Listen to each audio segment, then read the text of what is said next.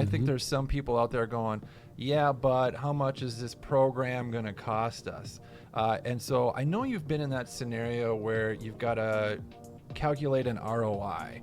How might you guys go about calculating ROI as it relates to recognizing someone or a team or having a larger, initiative for an entire workforce and its impact to the business, so that the juice is worth the squeeze and you get the budget and you start moving forward, right? How do you go about mapping that out?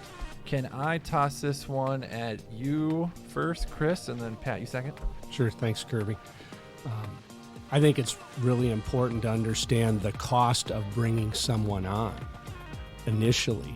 And so what does it take to bring someone into the fold and get them there? And then once you figure that out, it's like, well, then how much is it going to cost to keep us in that? Keep that person here. And we want to be able to retain, as much as we invest in someone, we want to be able to spend just a little bit more to retain them here. And so that initial investment we make in just in the putting out the ads, doing the interviews, bringing that person on, getting them trained up, that initial investment is really great. And so to stop that all of a sudden doesn't seem to make sense to me. How do we figure out how much that costs? I hear what you're saying. Yeah.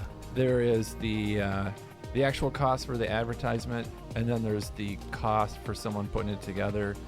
Pat, have you done calculations like that where you go, I know about how much it costs, or maybe exactly how much it costs to go through that process? That's a great question. I think there's a lot of debate about that, like what the cost of turnover is. Yeah. And I've seen everything, right? So I've seen a third of the annual salary for the year. Okay. I've seen flat amounts of $3,000 to $5,000. It really depends. Okay. I think it varies based on your company and what the onboarding process is. And for us, training is a big time commitment for new hires and for supervisors and leads who are training folks. So in manufacturing, you don't learn a skill or ability to work on in a work cell in a day. It takes weeks. And that's time away from others to help train that person. So that it adds up. It racks up that time for not only the employee, but the supervisors and the people around.